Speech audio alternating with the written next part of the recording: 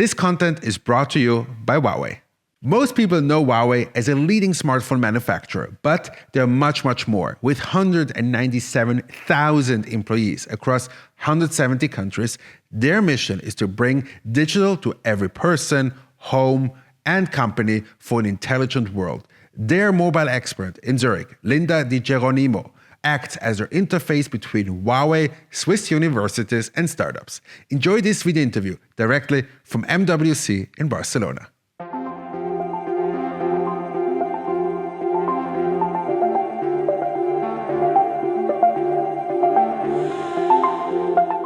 Linda, welcome, and it's a great pleasure to have you here. And I'm very excited to get a little bit of a corporate view on startups and like what motivates you to work together with startups, especially from the Venture Leaders Mobile group. And as you know, most of our videos are with startups where we try to help investors to get an understanding of who the founders are. And I don't want to go away from this tradition because, again, it's so important to get to know the people first. So maybe give us a quick introduction of your background. First of all, thank you for doing all of this job. You've been working really hard, so thank you a lot. You're welcome. It's really a pleasure. It's a labor of love, you know. Exactly. As well, we were really happy of doing this. So just a quick overview of myself. So again, I'm Linda Di Geronimo. I'm Cooperation Manager of Huawei Switzerland, based in Zurich. I have a background in computer science. I did my master's degree in Italy, and then I moved in Switzerland, really never left so far.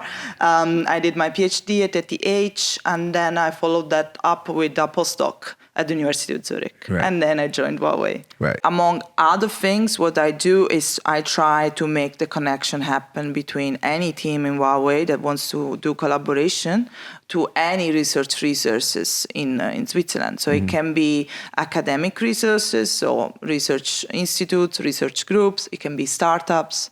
And what I do is like, maybe they have like an idea, they want to solve a challenge, and I find the right fit for them. Or it can happen also on the other way around, and they say, we would really love this to talk with this person. Can you make the connection for us? And so what we do reports, we study the current situation, if there is something interesting that the company might need. Right. And on the other side, it's also being here, it's also representing the company when we have this important event and when we can represent Swiss Huawei. Sure. I mean, it's definitely something that is very important. And again, you know, sometimes it's hard for startups to get access to this.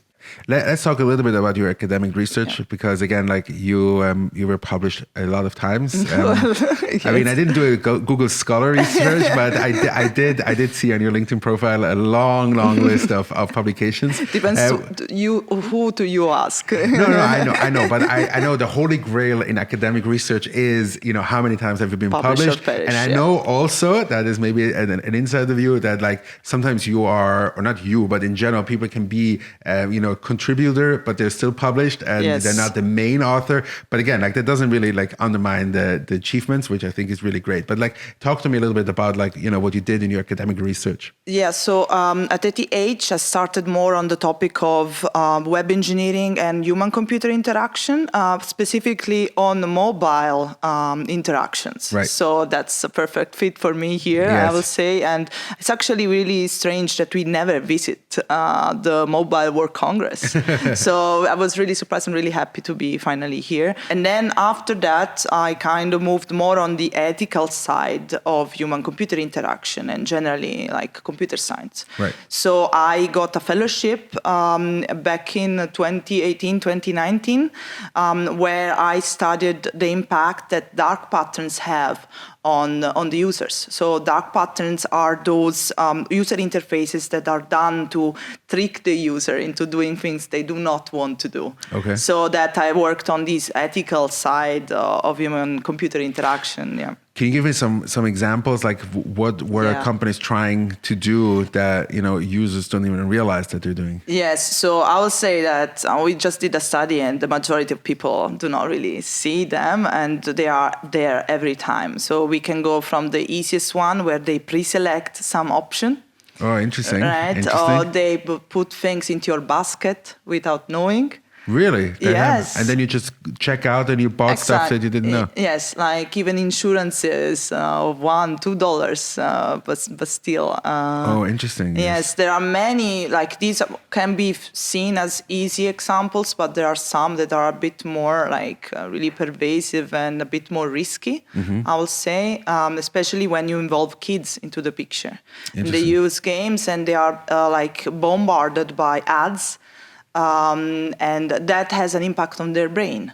Like there's been shown like that there is an impact on them. So maybe an adult can kind of differentiate, but kids cannot differentiate between ad and content. So, right, you go from something that can be like just an annoyance, let's say, and something a bit more risky, and then you connect it to the fact that certain apps can really collect a lot of data from you. So maybe you don't want to give them permission to do certain things, but the options is pre-selected. You can either use the app on the condition that you have to give this data, or you don't use the app. Yeah, so it's really hard to question the ethical impact of that. And but what we did was we found out that 95% of the most popular apps have dark patterns. Really? Yeah, at least one. But is this on purpose, or that is just like by design? That's a good question. I would say there are many factors. Certain situations, I do believe they've been designed on purpose, especially on shopping apps. Right. But others, I think it's just mimicking. Like that designer did that thing, it's working. And design works, UI design works kind of on repeating stuff that works, because then people know what to expect. Right. It's actually a good rule. But then also this brings so many of those like UX factors that are not that good. Right. Like all notifications on, for instance, that's something that many apps do and other applications do it as well. And so you have the dark patterns on all of these apps. So tell me, how does that all connect to your role at Huawei? In Huawei, my research background helps me every day. So from one side, for sure, it's like knowing how the research work and university, the university background in Switzerland, knowing that for sure helps me help Huawei. Yes. Because every country has its own kind of ways to work, and Switzerland has its own. So for sure that helps me out with that. And also being a researcher, helping other researchers in Huawei, that helps a lot. For sure. I mean, it's interesting because, again, like what you read in the media about Huawei, I mean, I don't have to tell you, but like there's a lot of, Chinese conspiracies and like who is tracking what data and stuff like this. And especially as a brand ambassador or like how we call it at Huawei, it's as a key opinion leader, like, this is the major question that I get, like where is the data? And it's very interesting to see that like Huawei is actually putting in effort to bring in people like you who have this ethical academic background to actually make a change or make sure that this is on the to-do list. Yeah, it's really fundamental for Huawei, I would say. That's there is a high interest on that. And when I published a dark pattern paper to this Sky conference, which is the top conference in human-computer interaction, I was already in Huawei. Okay. I still do lectures regarding dark patterns, and Huawei is supporting 100%. And there is really interest on that, really important point for Huawei. Cool. So let's talk a little bit about Huawei itself. Again, most of the people, when I speak to them, they say they do smartphones and stuff like this. But I guess I don't have to tell you, but Huawei does much, much more than just this. It's a huge company. Maybe you can give me just a brief introduction for someone who has never heard about Huawei. Huawei does a lot. I would say that I am more into the research part of Huawei, which is the part I'm interested about. Right. And Huawei, yes, for sure, they are interested in all these IoT and mobile devices and all kind of IT impact that they can have.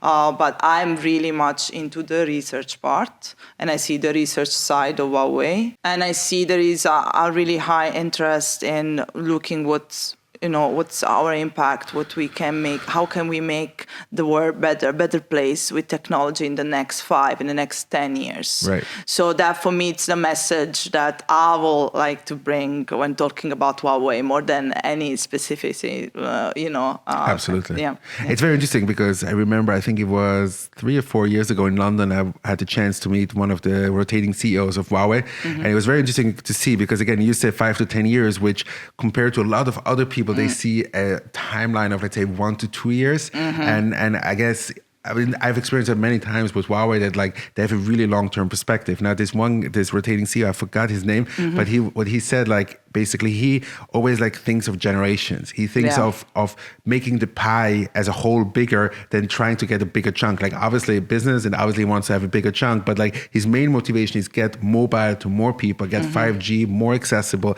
and all of these things. So that I think just by you saying like you not have a timeline of like my job is for the next say 12 to 24 months, your job is for a decade. I think that is very impressive that they can convey this to every employee in the company. Yes. So that's very cool. So tell me, like you've been there now for quite some time. So what fascinates you about the company? So I would say on this topic. So I was impressed by Huawei since the first interview. Yeah.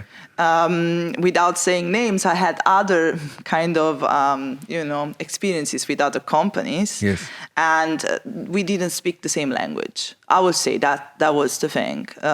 They understood what research was. Yes. It's not as, you didn't sell anything during your PhD, so it's useless or something like this. We spoke the same language, and that's what fascinated me a lot. They understood what research is about. Yes. They understood the impact that it can have and that the results can take time and should take time. That's because if they don't take time, it's not really research. It's something that you can get around in 6 months in a way, right? So that I will say it's the main point that I was really fascinated by. And now again, like every employee sees kind of like Huawei in a different light, and like Huawei is such a big company at this stage. What is it that like like something that like you experience and you say like this is like something fun that people should know about Huawei that maybe you can't read in the press or in the media or if you even research them online? Yes. Well, I mean, there are many fun facts. The one that comes to my mind, and it's, I don't know, maybe it's really personal. Sure. But yeah, I had a problem with pension funds in Switzerland. And like, it wasn't related to Huawei itself. It was a problem that I had back in the day, right? Bureaucracy. Yeah, well, and then at a certain point I realized I had this issue. I say, wow, now what do I do? What do I do? And to be honest, like I'm really scared about these things. I'm really scared of signing things that are wrong or filling it the wrong number or sending it the wrong day, right? And then I contacted a random colleague, and I said, what do I do? Do you have any idea? Well, you know what? I don't, but I know a person who might. And the funny bit was like this, she couldn't help me, but then another person contacted another person that contacted another person, and the problem was solved during the day, the working day. So you had really like a companionship or like people who were looking out, a safety net, people were looking out for you. A safety net, yes. And I would say from that point on, I really felt like any issues I will have, like even practically, they can, back me up. And also this person at the end helped me. It's outside of the company. Oh, wow. Yes. So, but the connection is so broad that... Very good. So let's talk a little bit about, the reason why we're here in Barcelona is that Huawei is supporting startups through Venturelab and the Venture Leaders Mobile group. And again, like it's super appreciated. I know from the founders what they say behind the scenes, but also in front of the camera, that they feel supported by big corporates. That is super important and means a lot to them. But can you explain to me like the why behind this? I mean, like there's definitely, the financial aspect, like why is definitely interesting, but why does Huawei support startups in such an early stage? There are several reasons why we support startups and through Venture Lead, right? So the first one for sure is to have an idea of where the innovation is going. Yes. And for potentially collaborate in the future with these startups. That's for sure one point. But the second point, which I'm really more interested about currently at the moment, since I didn't join too long ago, is to support the ecosystem. Right? If they grow, we grow in a way. And it's important for us to support the Swiss startup ecosystem, because then we will see, again, we will grow as well in a way. And we go through Venturelab specifically because, first of all, I knew Venturelab beforehand. Relationships, yes. Yeah, no, well, not no, I knew them by name. Because already at ETH there were programs that, yeah. So that's and in Switzerland, if you talk about startups, you talk about Venturelab. Yes, it comes up very quickly. Yeah, like they are so famous and so good in what they're doing, and they help the startups start to finish. And we really will love to support them in that, and we think that it's super important to do so. And now you mentioned something about collaborations. How can such a collaboration look like? So it really depends. So in Huawei, we have several departments that do certain different things, right? And then they might contact some of the startup for possible collaboration in certain topics. So I would say we are not venture capitalists. We don't buy startups. Usually that's not what we do. But we do collaborate in case there is an interest or there is a fit. Yes. Right. Now, again, we have these 10 startups here, and what is it kind of for you, if you take their perspective, what is it kind of the ideal outcome when they go back now from Barcelona, Mobile World Congress 2021, unique year? Yes. What is it that you would wish for them to say, this is what I'm taking home? Yeah, so I would say, already talking with them in the last few days, first of all, for sure, we are all happy to finally meet people. In person, yeah. It's a good message. It's an optimistic message for the future. So that's already kind of an important step, I would say, after so hard year, even more. And for sure, networking, being able to find potential investors, but even for hiring opportunities, right? Being here, there is a chance to find that special person that you needed in your team. Or again, investors and people that would like to support your idea. So for sure, that's an important bit for them. Yeah. Many people would ask you now which one is your favorite, and I don't like to ask this question because again, we have 10 great startups here, and then you have to pick 1 out of 10. But maybe you can give a little bit of a more holistic macro view of why do you think these startups are great, or why do you feel these startups are so unique this year? Yes, I was speaking of that. I was really happy to be part of the jury. It was a really fun experience. Sure. And also I love this kind of word. Also back at ETH, we were doing many of these business class where students would present their idea, and that was good. So, and I'm really happy about the 10 startups we picked. They were all great. And I'm extremely happy, of course, of the one we decided and the one I voted, for sure. For sure. I would say in general, it's really nice to see, I was part of the mobile world in academia, right? And I see in 8 years where we are going and where we are at the moment where we are going, and the fact that these smartphones are capable of doing anything. Practically anything, and see these startups taking the best of it. It's for sure the most fascinating part that I can see from research to the actual products. That's for sure something that I'm really impressed by. So yeah. Very good. And tell me, now you, as part of being the jury, you definitely had a good overview of what is going on in the startup, or the mobile vertical of startups in Switzerland. Yes. So tell me, what is your impression? So I see that Switzerland is more and more seeing the importance of startups, and I see there is a high interest, and I'm seeing it going in the right direction. So I'm seeing it growing. That's good. The other thing is it's a really nice environment where to create these startups, right? It's a really fertile environment. We have so many amazing universities. Yes. It was like it's kind of a consequence of this in this world, and it's so nice to have a smaller and more snowing Silicon Valley in the center of Europe. So I'm really happy to see it growing, and I see it going into the right direction. And there are very many points, like a lot of points where we can really grow and differentiate from the rest of the the market. So yeah, I'm really hopeful. Very good. So, Linda, thank you very much for giving me insights into Huawei, and I wish you continued success in your corporate world. But I hope you don't give up on the academic world. Never. It's very important to have like research and have this bring this into the corporate world. And I wish you much success. Thank you very much for the support and the privilege to work with Huawei. And have a great day and enjoy your stay here in Barcelona. You too.